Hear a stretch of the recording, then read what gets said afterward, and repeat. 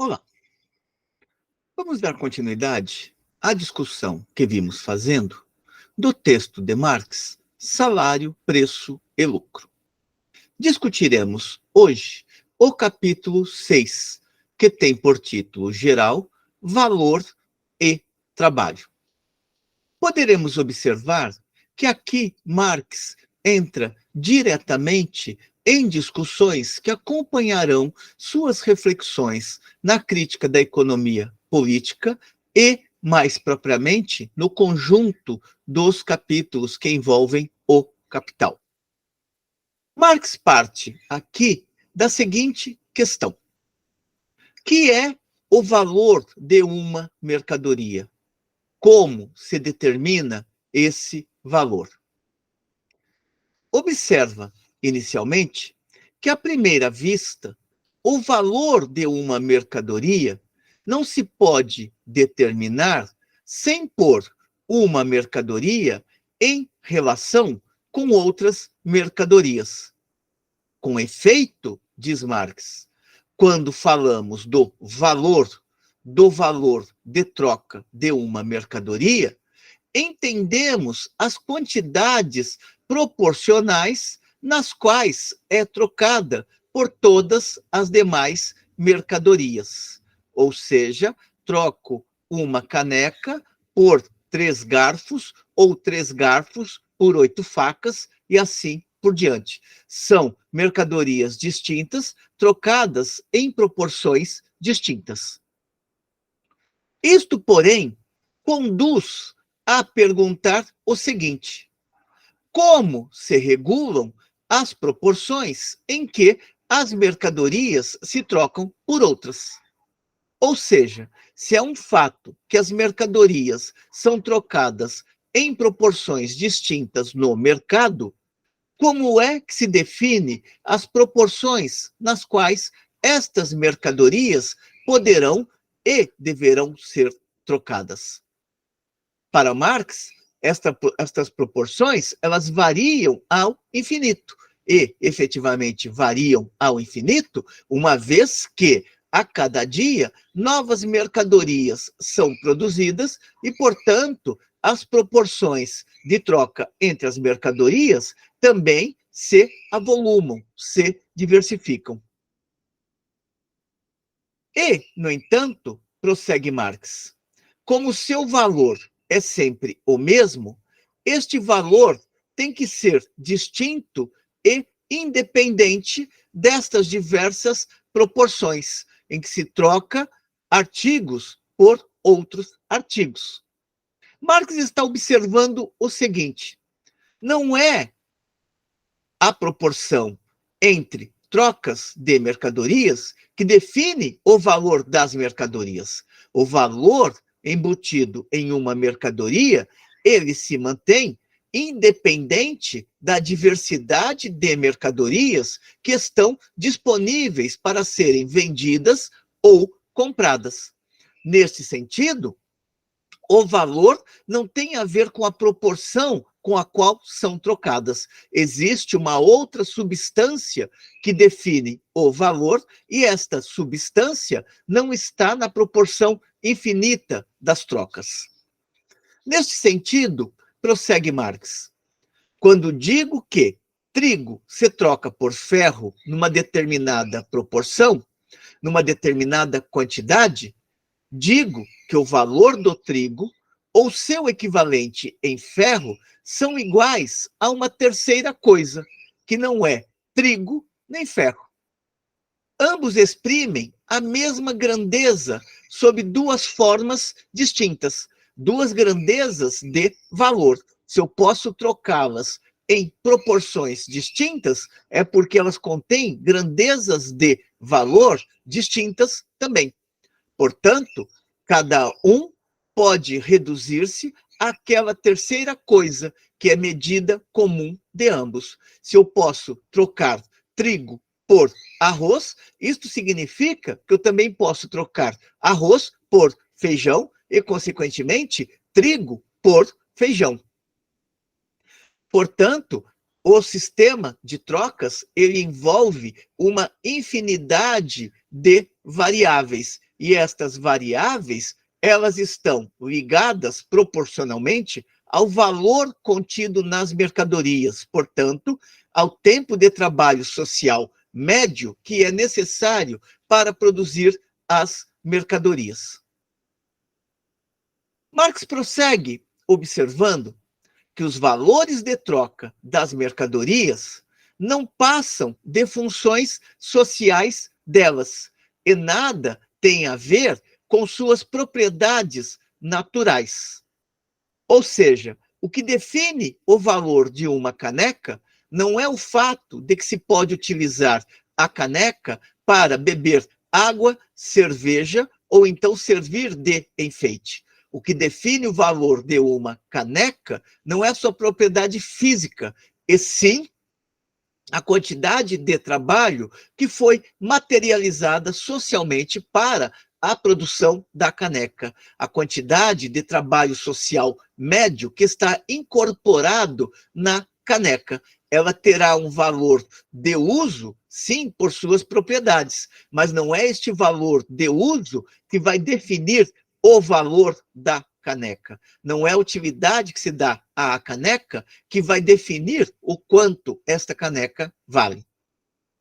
Se assim é, qual é a substância comum a todas as mercadorias? Ou seja, o que é que vai definir o valor de todas as mercadorias? E Marx chega aqui a uma resposta bastante simples. É o trabalho. Ou seja, a determinada quantidade de trabalho social que foi incorporada na mercadoria.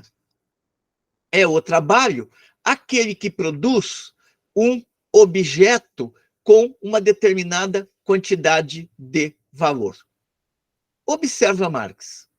Aquele que produz um objeto para seu uso pessoal e direto, para consumi-lo, cria um produto, mas não uma mercadoria. Ou seja, cria um valor de uso, mas não uma mercadoria, algo para ser trocado no mercado.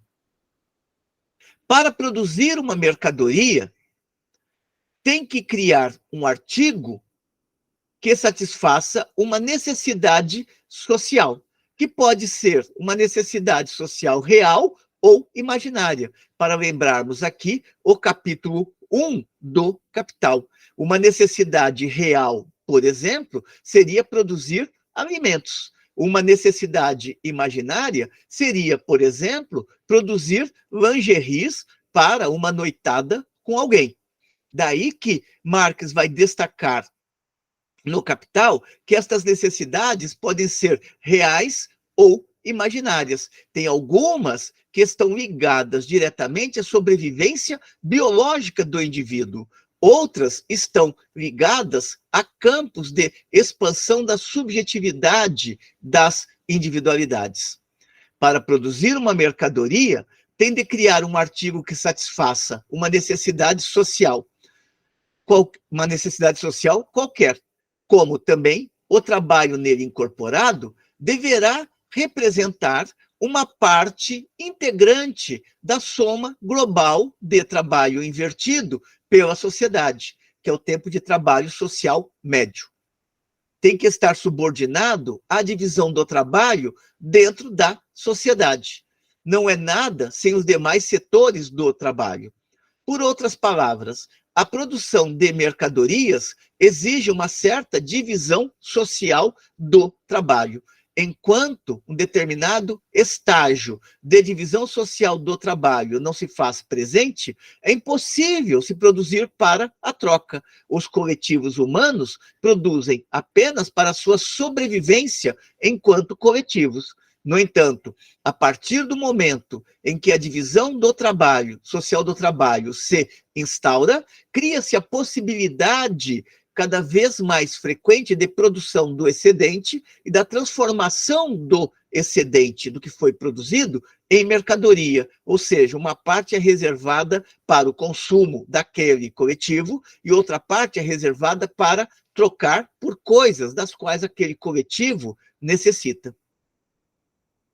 Quando consideramos as mercadorias como valores, ou seja, como resultado de tempo de trabalho social médio materializado na mercadoria, quando consideramos as mercadorias como valores, vemos-las somente sob o aspecto de trabalho social realizado, trabalho social médio, plasmado, portanto, materializado, ou cristalizado, portanto, incorporado naquela mercadoria. Marx utiliza estas denominações com bastante frequência, plasmado, cristalizado, no sentido de trabalho que foi objetivado, que foi incorporado, que foi materializado na mercadoria.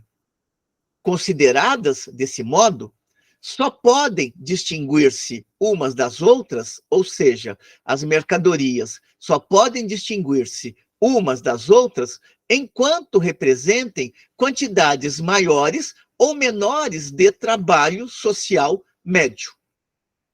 Mas como se medem as quantidades de trabalho? E responde Marx: óbvio que pelo tempo que dura o trabalho social médio. Conclusão: uma mercadoria tem um valor por ser uma cristalização, portanto, materialização, objetivação, de um trabalho social médio. A grandeza de seu valor ou seu valor relativo, uma vez que ela é trocada em proporções distintas com outras mercadorias, depende da maior ou menor quantidade dessa substância social que ela encerra. E esta substância social que ela encerra é o trabalho social médio que foi materializado na mercadoria. Da quantidade relativa de trabalho necessário à sua produção.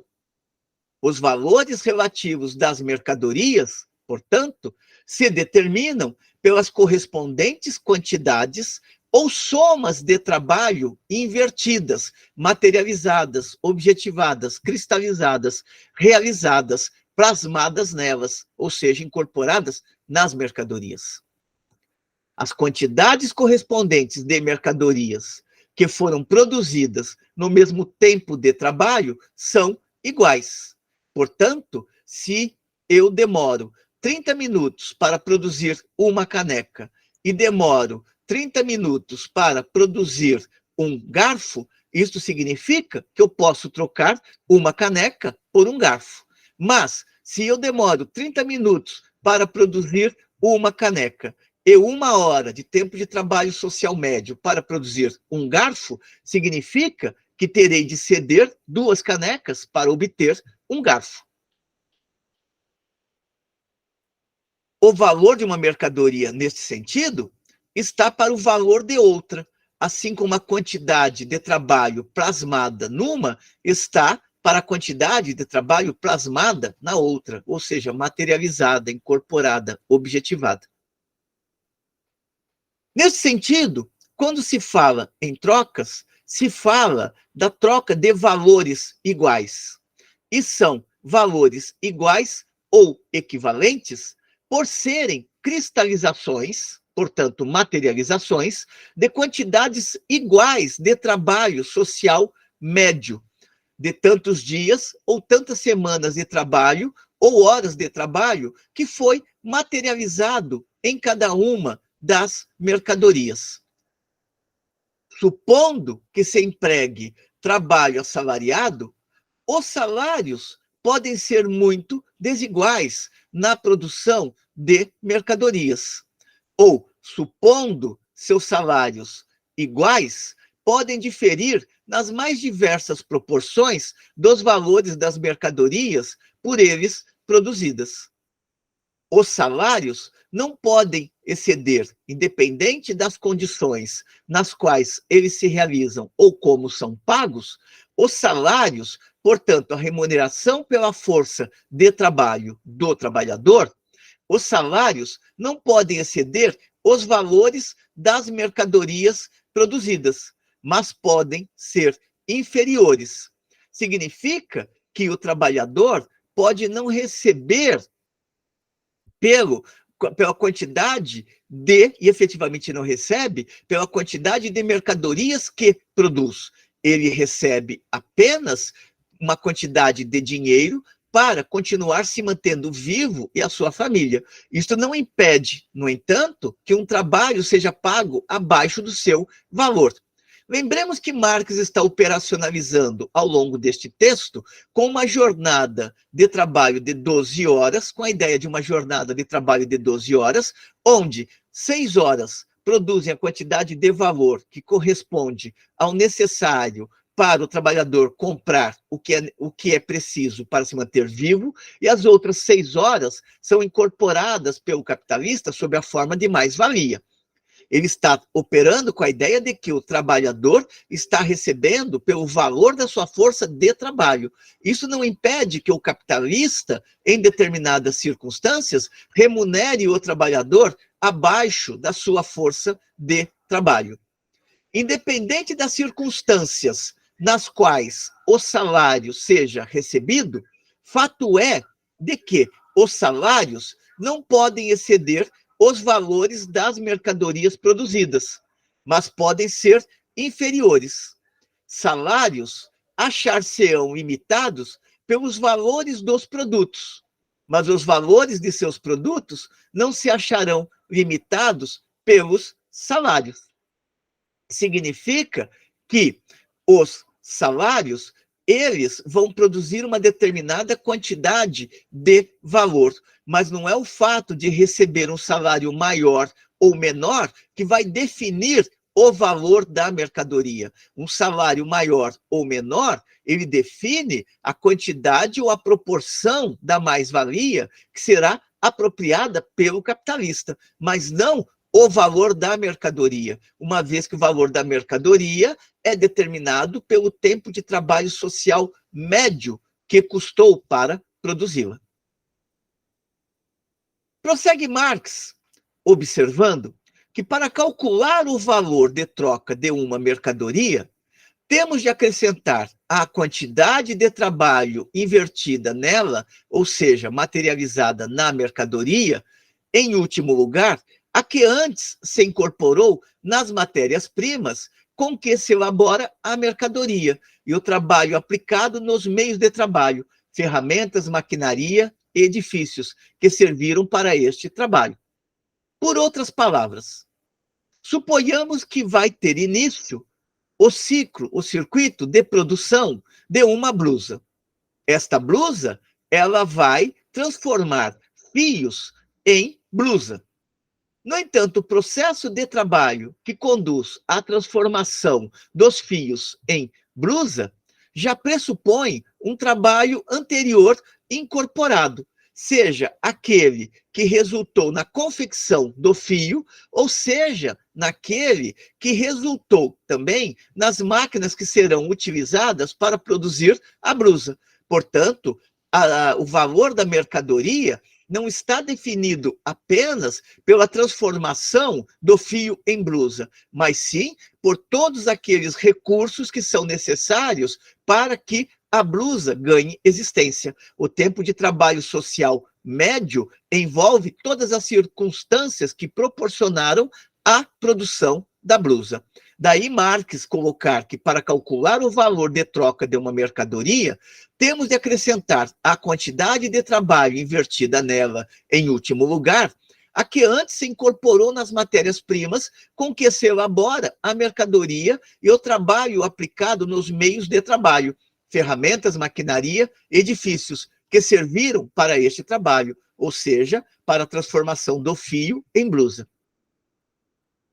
Os meios de trabalho propriamente ditos, prossegue Marx, tais como ferramentas, maquinaria e edifícios, utilizam-se constantemente durante um período de tempo mais ou menos longo em processos repetidos de produção. Se consumissem de uma vez, como acontece com as matérias-primas, transferir-se-ia imediatamente todo o seu valor à mercadoria que ajudam a produzir. Aqui Marx está trazendo à tona uma outra discussão, que o fio foi transformado diretamente em blusa, No entanto, as máquinas que serviram para transformar os fios em blusa não se desgastaram num único circuito de produção. Elas vão se desgastar ao longo de anos. Assim, o valor da mercadoria vai incorporar a proporção de desgaste da maquinaria, das ferramentas, do edifício que estão presentes num determinado processo de trabalho. É lógico que pode acontecer de tudo ser consumido em um único processo de trabalho, mas Marx vai operacionalizar com a ideia de que estes meios de produção dos quais se utiliza, por exemplo, para transformar fios em blusa, são gastos progressivamente. Portanto, eles vão ser incorporados, a parcela de desgaste será incorporada progressivamente para calcular o valor da mercadoria, ou seja, o tempo de trabalho social médio para produzir a mercadoria. Poderia parecer que, se o valor de uma mercadoria se determina pela quantidade de trabalho que se inverte na sua produção, quanto mais preguiçoso ou inábil seja um operário, mais valiosa será a mercadoria por ele produzida, pois que o tempo de trabalho necessário para produzi-la será proporcionalmente maior. Ou seja, para produzir uma caneca, um consegue fazer em 30 minutos e outro produtor independente em 4 horas. Isso não significa que aquele trabalho de 4 horas tenha mais valor do que aquele de 30 minutos. Por quê? Porque Marx está olhando para o tempo de trabalho social médio, ou seja, para as condições objetivas que se colocam para realizar uma determinada produção. Aquele que não consegue se adequar aos patamares dos desenvolvimentos das forças produtivas e ao tempo de trabalho social médio no qual uma determinada mercadoria é produzida, automaticamente tende a cair fora do mercado. Pode tentar vender a sua mercadoria por um preço mais elevado, dizendo que ela é artesanal. É lógico que poderá encontrar compradores para este produto artesanal, mas não é isto que vai definir o valor de uma mercadoria similar, idêntica no mercado, e sim o desenvolvimento das forças produtivas do trabalho, das forças sociais do trabalho, atingido em determinado momento histórico. Prossegue Marx. Ao dizer que o valor de uma mercadoria é determinado pela quantidade de trabalho incorporado ou cristalizado ou materializado nela, queremos referir-nos à quantidade de trabalho necessário para produzir essa mercadoria num dado estado social e sob determinadas condições sociais médias de produção, com uma dada intensidade social média e com uma destreza média no trabalho que se emprega. Portanto, se uma mercadoria for produzida num tempo 4 vezes maior, isso não significa que ela terá um valor 4 vezes maior, uma vez que este valor é determinado pelo estágio no qual se encontra as condições sociais de produção da mercadoria. Prossegue Marx. Se a quantidade de trabalho socialmente necessário, materializado nas mercadorias, é o que determina o valor de troca destas, ao crescer a quantidade de trabalho exigível para produzir uma mercadoria, aumenta necessariamente o seu valor e vice-versa, diminuindo aquela, baixa este. Se em determinado estágio de produção se demanda 4 horas para produzir uma determinada mercadoria, significa que o valor desta mercadoria será de 4 horas, uma vez que tem 4 horas de trabalho social médio materializado na mercadoria. No entanto, se se consegue produzir esta mercadoria em 1 hora, o valor social médio da mercadoria será o valor de 1 hora de tempo de trabalho social médio que foi necessário para produzir, naquelas condições sociais existentes, aquela mercadoria, aquela mesma mercadoria que antes se produzia em 4 horas. Assim, a quantidade de trabalho necessário para produzir uma mercadoria varia constantemente, ao variarem as forças produtivas do trabalho aplicado. Quanto maiores são as forças produtivas do trabalho, mais produtos se elaboram num tempo de trabalho dado. Aumenta a produtividade quanto maior for as forças produtivas das quais se dispõe para produzir a mercadoria. E quanto menores são, menos se produzem na mesma unidade de tempo. Quanto menor a quantidade de forças produtivas, menos mercadorias se produz numa mesma quantidade de tempo. Com maiores forças produtivas, no espaço de 1 hora, se produz agora 4 canecas. Com menores forças produtivas, se produzirá uma caneca no espaço de 4 horas. Portanto, apenas uma caneca em 4 horas, e não 4 canecas em 1 hora. À parte as diferenças nas energias naturais e na destreza adquirida para o trabalho entre os diversos povos, as forças produtivas do trabalho dependerão principalmente de 2 circunstâncias, observa Marx.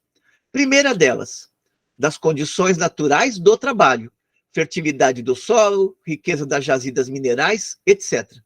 Segunda delas, do aperfeiçoamento progressivo das forças sociais do trabalho por efeito da produção em grande escala, da concentração do capital, da combinação do trabalho, da divisão do trabalho, maquinaria, melhorias dos métodos, aplicação dos meios químicos e de outras forças naturais, redução do tempo e do espaço, graças aos meios de comunicação e de transporte, e todos os demais inventos pelos quais a ciência obriga as forças naturais a servir o trabalho e pelos quais desenvolve o caráter social ou cooperativo do trabalho.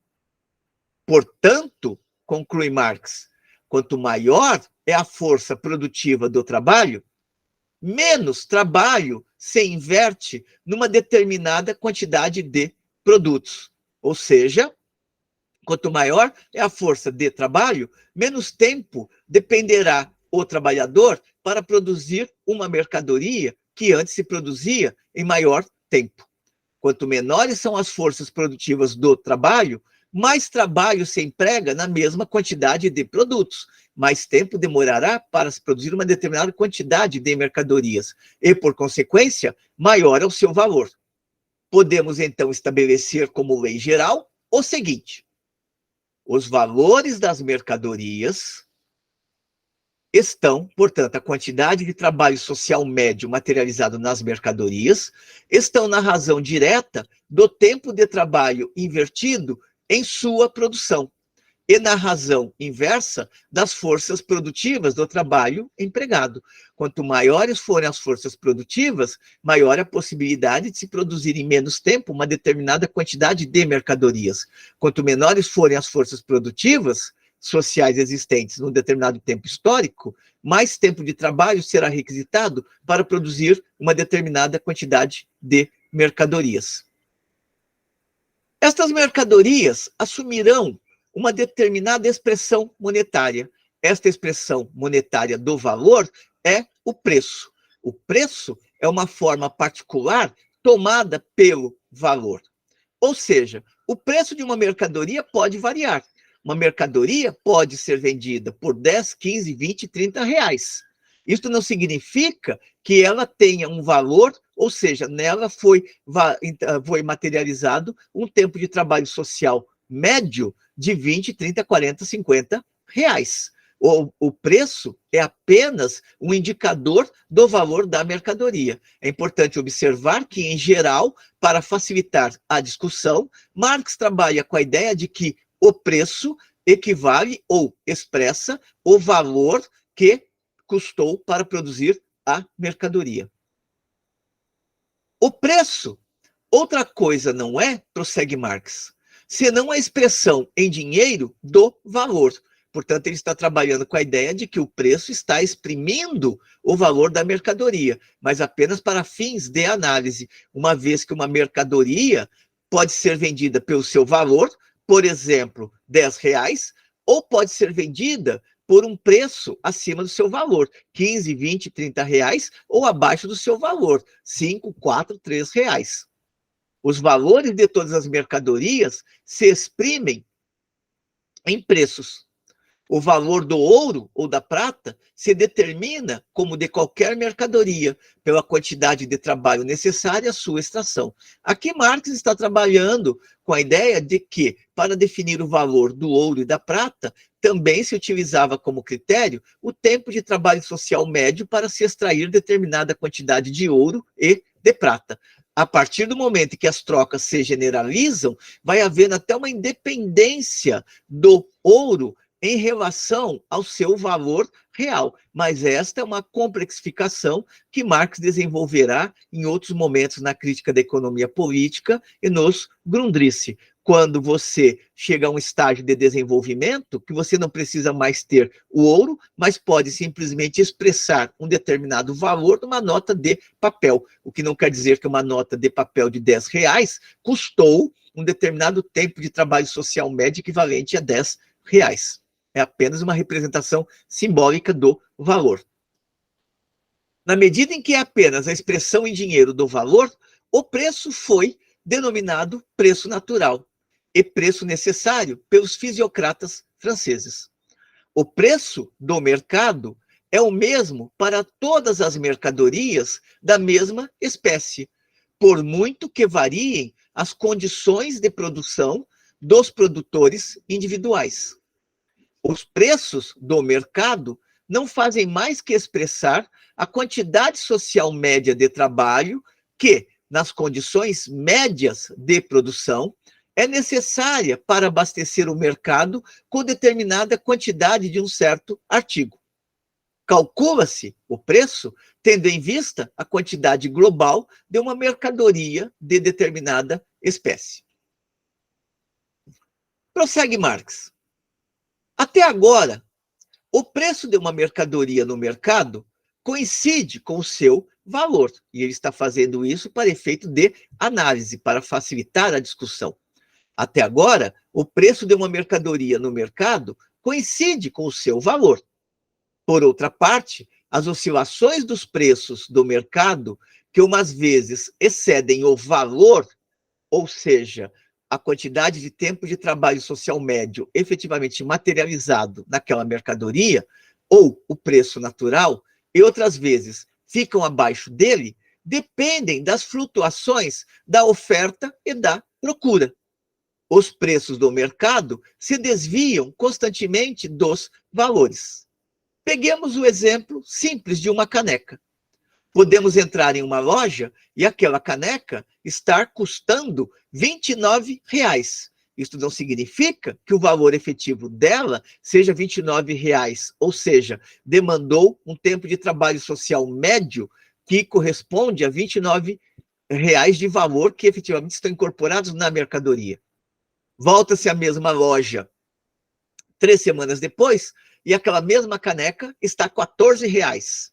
Ora, isso não significa que o valor daquela caneca tenha baixado. Significa apenas que não houve a demanda por aquela caneca, então é melhor se desfazer dela por R$14 do que ficar com ela parada na prateleira por R$29. Portanto, os preços oscilam, o que não quer dizer que os valores materializados em uma determinada mercadoria oscilem em função dos seus preços. Prossegue Marx. Se a oferta e a procura se equilibram, os preços das mercadorias no mercado corresponderão a seus preços naturais, isto é, a seus valores, os quais se determinam pelas respectivas quantidades de trabalho necessário para a sua produção, trabalho social médio. Mas a oferta e a procura devem constantemente tender para o equilíbrio, embora só o alcancem compensando uma flutuação com a outra, uma alta com uma baixa e vice-versa. As flutuações dos preços no mercado, seus desvios dos valores, suas altas e baixas, se compensam umas com as outras e se neutralizam de tal maneira que, postas à margem a influência exercida pelos monopólios e algumas outras restrições, todas as espécies de mercadorias se vendem em termo médio pelos seus respectivos valores ou preços naturais, ou seja, por quanto efetivamente elas foram produzidas. Os períodos médios de tempo durante os quais se compensam entre si as flutuações dos preços no mercado diferem segundo as distintas espécies de mercadorias, porque numas é mais fácil que em outras adaptar a oferta e a procura. Pode ser que haja uma determinada mercadoria que seja muito desejada no mercado em determinado momento. Em razão do excesso de procura, aqueles que estão vendendo sobem os preços. Mas pode ser também que, a partir de um determinado momento, a procura por aquela mercadoria, ela reflua. Nesse sentido, aqueles que estão de posse dessas mercadorias procurarão vendê-las a preços menores, a fim de se desfazerem daquelas mercadorias, a fim de realizarem o valor daquelas mercadorias, a fim de fazerem com que o seu capital seja realizado e ele possa investir na compra de outras mercadorias, por exemplo. Todas as espécies de mercadorias, em geral, se vendem pelos seus respectivos valores. É absurdo supor, portanto, que o lucro do capitalista ou o lucro do comerciante brota de uma majoração dos preços das mercadorias que se vendam por um preço que exceda consideravelmente o seu valor. Lembremos que, para Marx, não é na circulação que brota o valor da mercadoria, mas na produção que brota o valor da mercadoria, porque é na produção que se incorpora um tempo de trabalho social médio à mercadoria. Isto não impede que, na circulação, um determinado comerciante exceda o seu lucro vendendo a mercadoria por um preço acima do seu valor, mas isto são situações ocasionais. Por quê? Porque o que alguém ganhasse constantemente como vendedor, haveria de perder constantemente como comprador. Se todo mundo resolvesse vender a mercadoria mais cara, você ganha quando vende, mas perde quando terá que comprar outra mercadoria. Para explicar o caráter geral do lucro, portanto, tereis, dirá Marx, de partir do teorema de que as mercadorias se vendem, em média, pelos seus verdadeiros valores, e que os lucros se obtêm vendendo as mercadorias pelo seu valor, isto é, em proporção à quantidade de trabalho social médio nelas materializadas. Nesse sentido, observa Marx, é necessário sair do terreno das aparências. Daí a sua afirmação final. As verdades científicas serão sempre paradoxais, se julgadas pela experiência de todos os dias, a qual somente capta a aparência enganadora das coisas. Ou seja, a vida cotidiana produz no plano da consciência determinadas ilusões que conduzem não à compreensão do que uma determinada realidade é. No caso, a vida cotidiana produz a ilusão de que os preços, eles expressam o valor da mercadoria, quando, na verdade, os preços são apenas veículos para a realização de determinados valores, para a circulação de determinados valores que estão materializados nas mercadorias. Com estes elementos, Marx encerra esta reflexão neste importante capítulo de salário, preço e lucro. Trabalhamos aqui hoje no capítulo 6, que tem por título geral, valor e trabalho.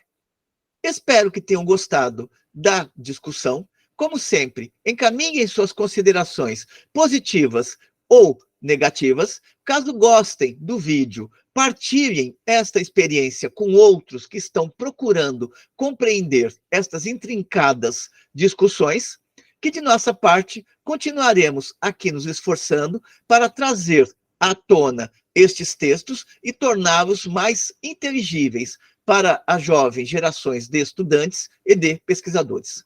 Até uma próxima.